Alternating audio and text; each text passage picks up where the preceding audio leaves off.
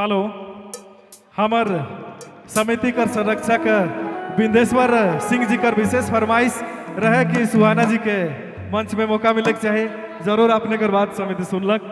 और आपने कर बीच में प्रस्तुत है हाँ नहीं ठीक।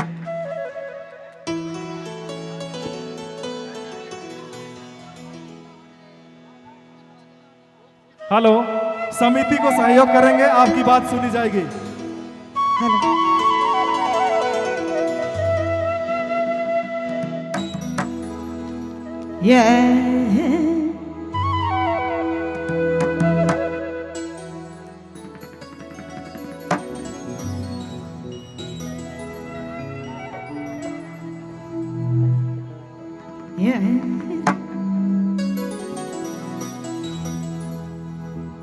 या बकीरा गया वीरा के अलावा गया या बकीरा गया वीरा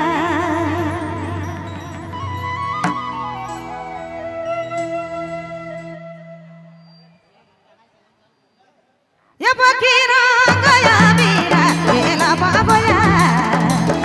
या बकीरा गया वीरा के अलावा गया या बकीरा गया वीरा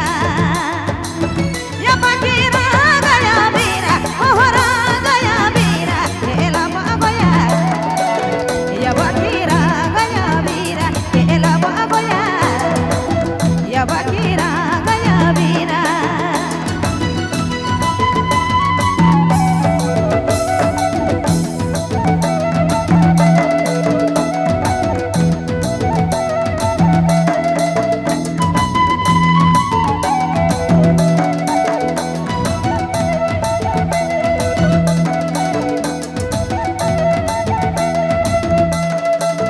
या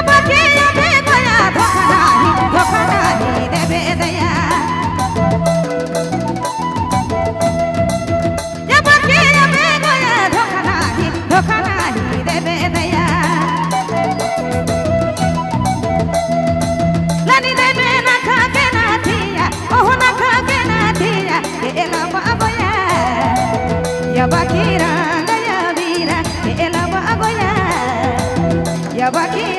गया वीरा केला बाबया या बकीरा गया वीरा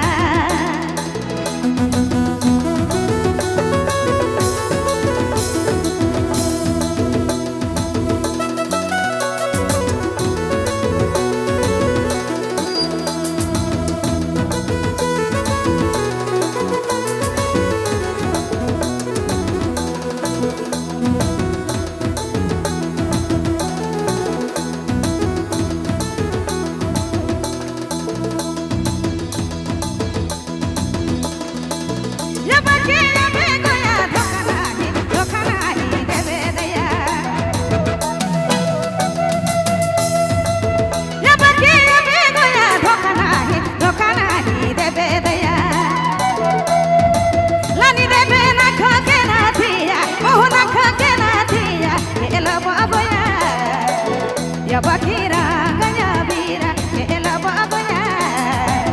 या बकीरा गया वीरा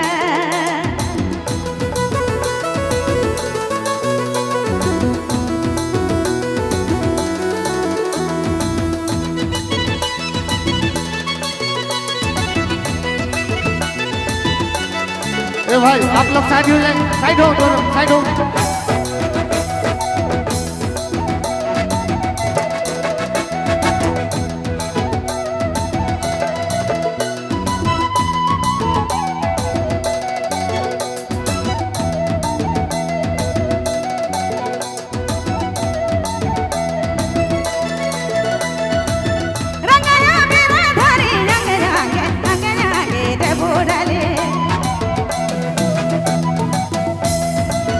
रंग